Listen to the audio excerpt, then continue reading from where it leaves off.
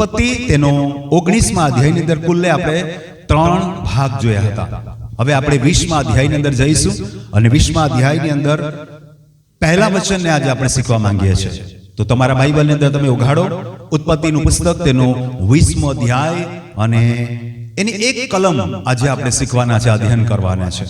Sir आजना एपिसोडनी अंदर आपणे उत्पत्ति 20मा अध्यायना पहला वचन ने जोवा मांगीए छे अने एनी अंदर एटली अजायब वातो छुपायेली छे, एटली रहस्यमय वातो छुपायेली छे, एटली मर्मसभर वातो छुपायेली छे के जे आज तमारे ने मारे शीखवानी छे। बोलो आमीन। तो हूँ तमारे माटे वचन वांचू छूं, तमे तमारा बाइबलनी अंदर जुओ उत्पत्तिनुं पुस्तक 20मो अध्याय अने पहलुं वचन। पछी इब्राहिम त्यांथी नेगेब देश भणी जईने कादेश तथा सूરની વચ્ચે રહ્યો અને તેણે ગેરારમાં મુકામ કર્યો। ભલા ભાઈ બહેનો, સાધારણ લાગે આપણને એક માણસની યાત્રા એ અહીંથી ત્યાં ને ત્યાંથી અહીંયા ને અહીંથી ત્યાં, બસ આ રીતનું આપણને લાગે છે આમાં। હા, સ્વાભાવિક લાગે। હું ને તમે એક મુસાફર છે, હું ને તમે મુસાફર છે। મારું ને તમારું જીવન અહીંથી ત્યાં ત્યાંથી ત્યાં એ રીતે પસાર થઈ રહ્યું છે। आज इब्राहिमना जीवन चरित्र संबंधी जયારે આપણે ખૂબ જ ઊંડાણથી શીખી રહ્યા છે ત્યારે આ જાણવું બહુ જરૂરી છે કે ઇબ્રાહિમ ક્યાંથી ક્યાં ગયો, કઈ કઈ પરિસ્થિતિ એના જીવનમાં આવી અને શું શું એના જીવનમાં બન્યું। આજે તમારે ને મારે આ સમજવાનું અને શીખવાનું છે। ધ્યાનથી સાંભળીએ આપણે। પછી ઇબ્રાહિમ ત્યાંથી નેગેબ દેશ ભણી જઈને કાદેશ તથા સૂરની વચ્ચે રહ્યો અને તેણે ગેરારમાં મુકામ કર્યો। એ અહીંથી ત્યાં ગયો અને કઈક જગ્યા પર એને મુકામ કર્યો। હું ને તમે ક્યાં ક્યાં ભટકીએ છીએ જીવનમાં શાંતિ મેળવવા માટે, આનંદ મેળવવા માટે, ખુશી મેળવવા માટે અહીંથી ત્યાં ભટકીએ છીએ। આપણે જોઈ ગયા હતા પહેલા એપિસોડમાં કે 3 દૂતો આવ્યા અને એમણે એની સાથે વાર્તાલાપ કર્યો, ભોજન લીધું અને પછી તેઓ સદોમ ગોમોરાના નાશની વાત કરીને તેઓ ત્યાંથી આગળ વધ્યા અને અડધી સુધી ઇબ્રાહિમ તેમને વળાવવા ગયો। आ जीवनना ए तबक्का सुधी पहोंच्यो। मैंने तमे जीवनमां घणा बधा सुखद अने दुखद अनुभवो जोया छे वाला भाई बहन। पण आजे आपणे इब्राहिमना जीवन द्वारा शीखीए के शुं ए कई परिस्थितिमांथी आगळ वधे छे ते जोईए। पण एक वात आपणे याद राखीए। उत्पत्ति 12मो अध्याय पहला वचन थी 3जा वचन सुधी वांचे शुं लख्युं छे जोईए। अने यहोवाए इब्राहिમને કહ્યું કે તું તારો દેશ તથા તારા સગા તથા તારા બાપનું ઘર મૂકીને જે દેશ હું તને દેખાડું તેમાં જા અને હું તારાથી એક મોટી કોમ ઉત્પન્ન કરીશ ને તને આશીર્વાદ દઈશ ને તારું નામ મોટું કરીશ અને તું આશીર્વાદરૂપ થશે। जो पहलू दर्शन જ્યારે ઇબ્રાહિમને મળ્યું ત્યારે કેવી અદ્ભુત બાંહેધરી ત્યાં હતી, અદ્ભુત અભય વચન ત્યાં હતું, અદ્ભુત ગેરંટી હતી ત્યાં।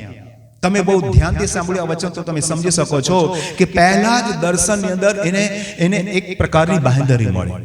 આજે મારી ને તમારી પાસે બાંહેધરીનો અભાવ છે। કોઈ આપણને પ્રેમ નથી કરતો, કોઈ આપણને સહારો નથી આપતો, કોઈ આપણી મદદ નથી કરતું। આપણે જ્યારે રડીએ છીએ, કકડીએ છીએ, તકલીફમાં છે ત્યારે કોઈ આપણી સુધીને સંભાળ નથી લેતું। આપણે એકલા પડી જઈએ છીએ, આપણે સાવ એકલા પડી જઈએ છીએ। પણ આજે આપણને એવા દર્શનની જરૂર છે, એવી ઈશ્વરની કૃપાની જરૂર છે કે ઈશ્વરના એ પ્રેમાળ શબ્દોની આપણને જરૂર છે। डरीश नहीं, घबराईश नहीं, चिंता न करीश, हूँ तारी साथे छूं एवो कहेवावाळो ईश्वर आज आपणी साथे छे। ताड़ी पाड़ी परमेश्वरने महिमा आपो। हूँ ताराथी एक मोटी कौम उत्पन्न करीश ने तने आशीर्वाद दईश ने तारुं नाम मोटुं करीश ने तू आशीर्वादित रूप थशे। बहुत सामान्य लागे आपणे कि ईश्वरे ने कही दीधुं आशीर्वादित थशे એટલે આશીર્વાદ થશે। ओके, चालो वेरी गुड, सारी बात छे। पण बीजो तबक्को तमे जो, बीजो भाग तमे जो, शुं लख्युं छे? जेओ तने आशीर्वाद दे तेओने हूँ आशीर्वाद दईश ने जेओ तने साप दे तेने हूँ साप दईश।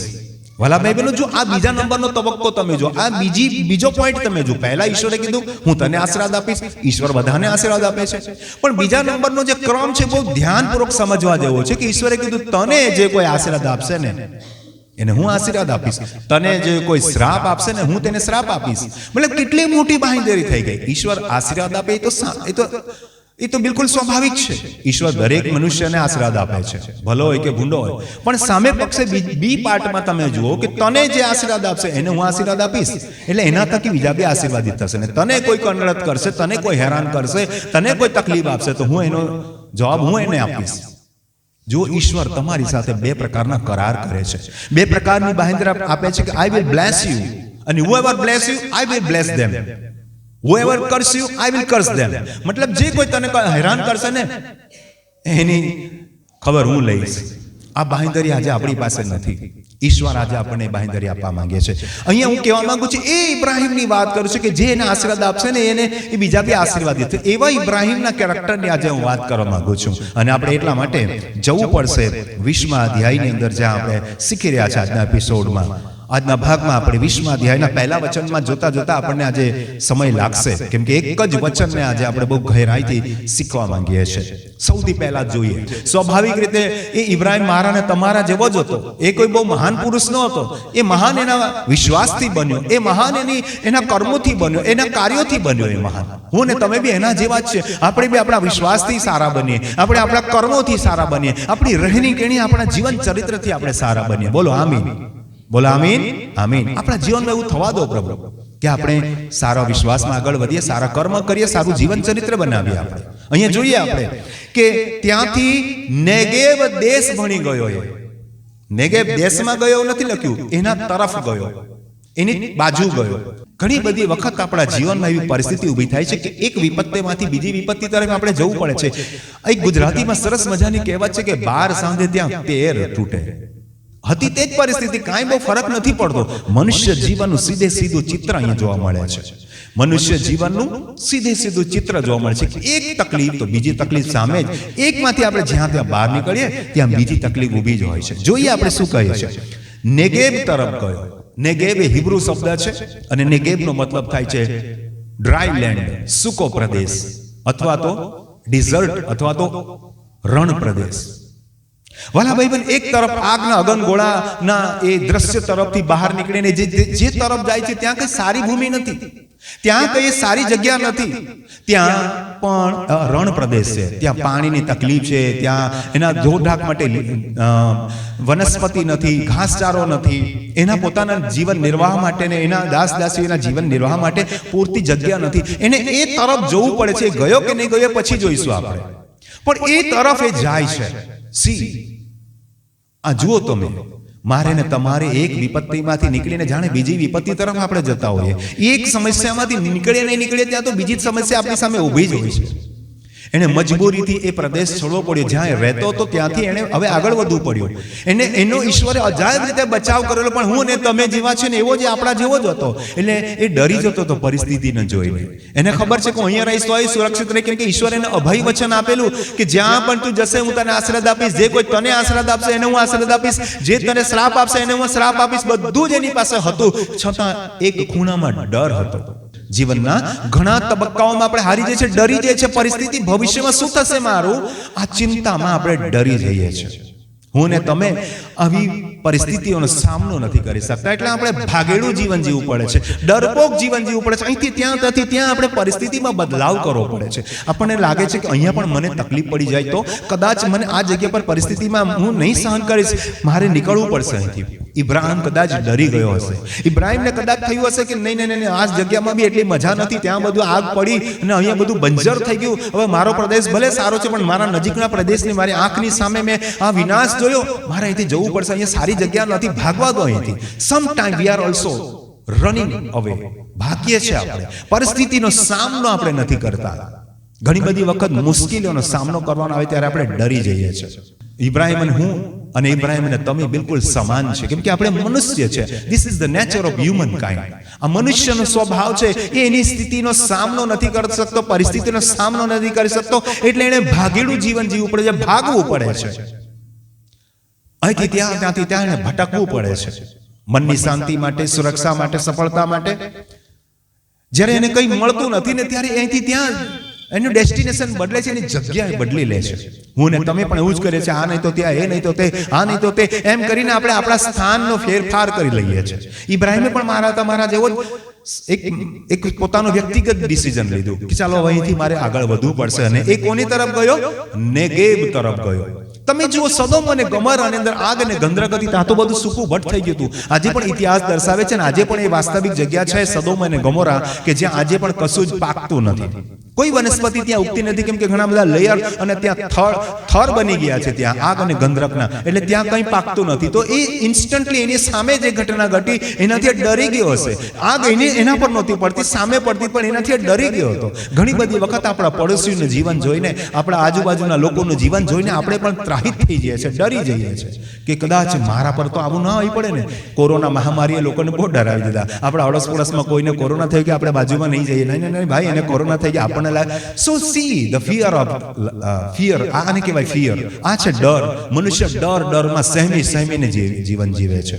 ઇબ્રાહિમ બિલકુલ મારા ને તમારા જેવો છે. He also ordinary man like you and me. મારા ને તમારે જેવો સાધારણ માણસ હતો. એટલે એ ડરી ગયો પરિસ્થિતિનો સામનો, અને એ જાય છે તેનું જે પ્રયાણ છે, એની જે પ્રસ્થાન છે ને, એ પણ ગલત દિશા તરફ જાય છે. પણ શું થાય છે તો પછી જોઈશું, રહસ્ય પછી આવશે.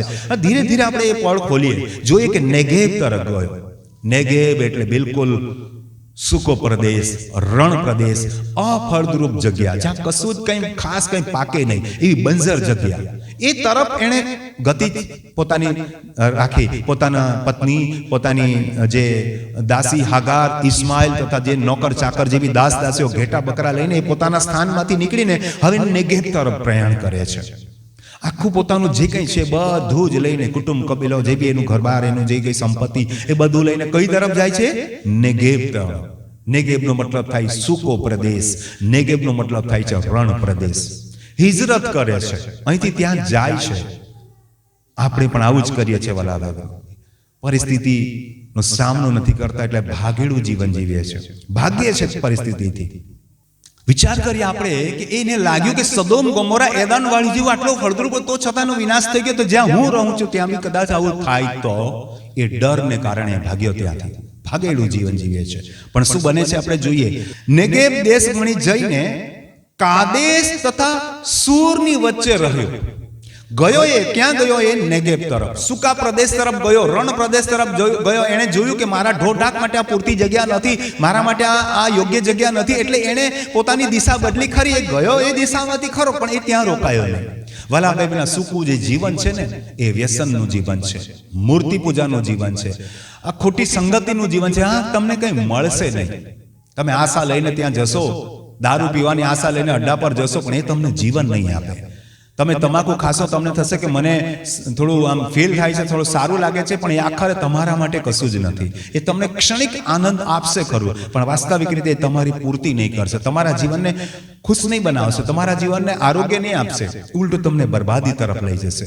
દારૂનું વ્યસન તમારા શરીરને પણ બગાડશે, સાથે સાથે તમારા મનને પણ બગાડશે, તમારા વિચારોને પણ બગાડશે, તમારી ઇમેજ, તમારી જે સ્ટેટસ, તમારી જે સમાજમાં જે ઇજ્જત છે એ પણ બગાડશે. બધી રીતે તમારો નાશ થશે, અને છેલ્લા આત્મા તમારો નાશ પામશે. એ તો છે જ. તો અહીંયા જોઈએ કે આપણે નેગેબ તરફે ગયો, પણ નેગેબમાં રહ્યો નહીં. મારે ને તમારે આવી પરિસ્થિતિ આવે ત્યારે એમાં રહેવાનું નથી, પણ ત્યાંથી ક્યાં ગયો તે જોઈએ. ત્યાંથી કાદેશ તથા સૂરની વચ્ચે રહ્યો. કાદેશમાં એ નહીં રહ્યો અને સૂરમાં પણ નહીં રહ્યો. જ્યારે તમારા જીવનમાં જ્યારે તમે અશાંતિનો અનુભવ કરો, જ્યારે તમને તમારા જીવનમાં તકલીફોનો સામનો થતો લાગે, જ્યારે તમે પોતાના જીવનમાં મૂંઝાયેલા હો, ત્યારે સમજી લેવાનું કે આ મારી જગ્યા નથી, મારે તો એનાથી આગળ વધવાનું છે. બોલો હાલેલુયા. મારે અહીંયા રહેવાની જરૂર નથી, મારે આગળ વધવાનું છે, જ્યાં મને શાંતિ મળે, જ્યાં મને દિલાસો મળે, જ્યાં મને હિંમત મળે, જ્યાં મને આશીર્વાદ મળે. That's my destination. એ મારી જગ્યા છે, એટલે મારે અહીંથી આગળ વધવું પડશે. સાંભળીએ આપણે કે કોઈ બે સ્થાનની વચ્ચે રહ્યો. આજે હું ને તમે છે ને, આસમાન સે ગીરા ઓર ખજૂર में અટકા જેવી પરિસ્થિતિ છે આપણી. વચલો માર્ગ અપનાવી લઈએ છે ને, આ બી ચાલે ને આ બી ચાલે, ચાલવા દો ભાઈ. હવે વચ્ચે રહ્યો એ. તમે જુઓ, આજે તમારા ને મારા જીવનમાં આવું પણ બને છે કે ઘણી બધી વખત તમને ગમતો જગ્યા હોય ત્યાં તમે ના, તમને ગમતી બાબતો તમે ના કરી શકો, તમને ન ગમતી બાબતો તમારે કરવી પડે. Sometime we are in the middle. ઘણી બધી વખત આપણે મધ્ય સ્થાનમાં આવી જઈએ છીએ, ડિસિઝન નથી લઈ શકતા, નિર્ણય નથી કરી શકતા. આપણે we are in the middle stage, બિલકુલ વચલા સ્થાન પર આપણે આવીને ઉભા રહી જઈએ છીએ. પછી થાય આમ જઈએ કે આમ જઈએ. આપણે નીકળ્યા તો છે, પણ ક્યાં જવું હવે? એવા એક ચૌરાહા પર આકે ખડે હો જાતે हैं, उस टर्निंग पॉइंट पर आकर खड़े हो जाते. એવા એક વળાંક પર આવીને ઉભા રહી જઈએ છે કે આપણે ડિસિઝન નથી લઈ શકતા, આમ જવું જોઈએ કે આમ જવું જોઈએ. તમારે બહુ ધ્યાનથી આ સંદેશો સાંભળવો પડશે, કેમ કે આ સંદેશામાં ઇબ્રાહિમની સ્ટોરી નથી. વાત હું ઇબ્રાહિમની કરું છું, પણ એકચ્યુઅલમાં મારી ને તમારી વાત કરું છું. તાળી પાડીએ, પ્રભુને મહિમા આપીએ.